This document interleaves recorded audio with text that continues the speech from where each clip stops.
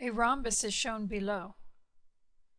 If the height h intersects the base at its midpoint, which of these is closest to the height of the rhombus?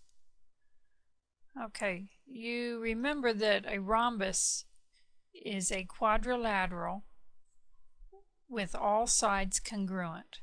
So this side's 1 inch, so all the sides are 1 inch.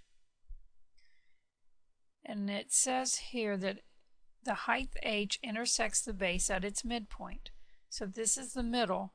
So each side here is 1/2 inch.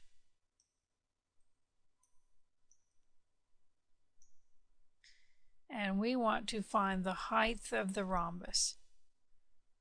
I'm looking for this height. They give me, I have a 60-degree angle. So, and this is perpendicular since it's a height, so I know this is a 90. And this will have to be 30.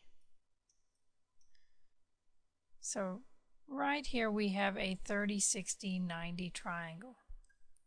Let's look at the formula chart. And 30, 60, 90 is a special right triangle. Across from the 30-degree angle is a side that has length x. Across from the 60 has x times the square root of 3, so whatever the shorter one is. Let me draw a picture here.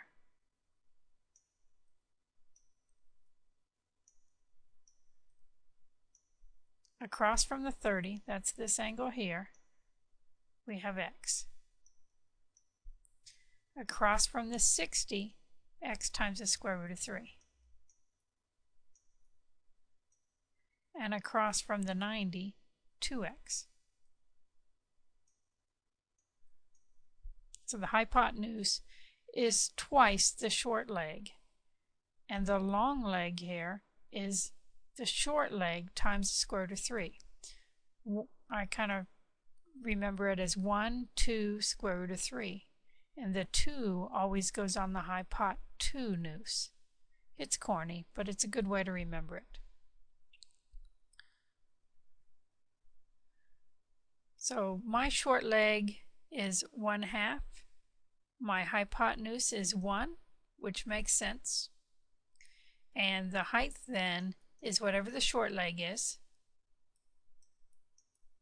times the square root of 3. And that is not on there. So we'll get our calculator out.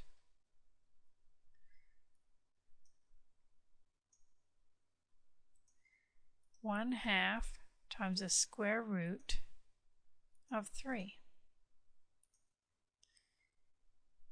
And the closest is right here, 0.9. Now there is another way we could do this.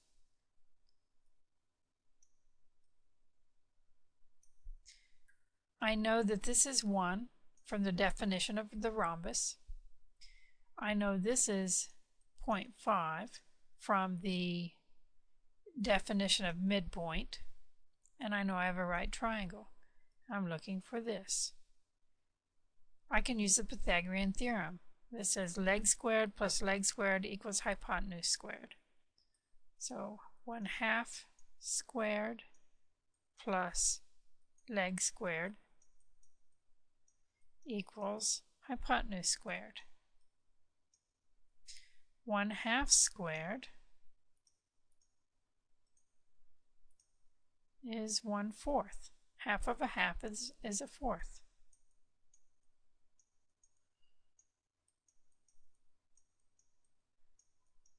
And 1 squared is 1. So I would subtract the fourth from each side.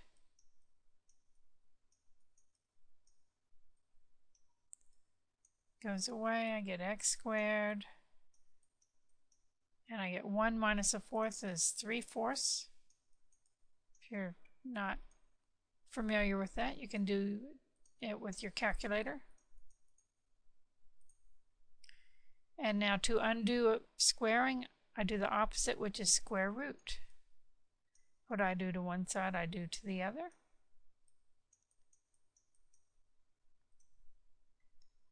and the square root of 3/4. It's the same answer. Here it was before, here it is now. So a couple ways we can do this problem.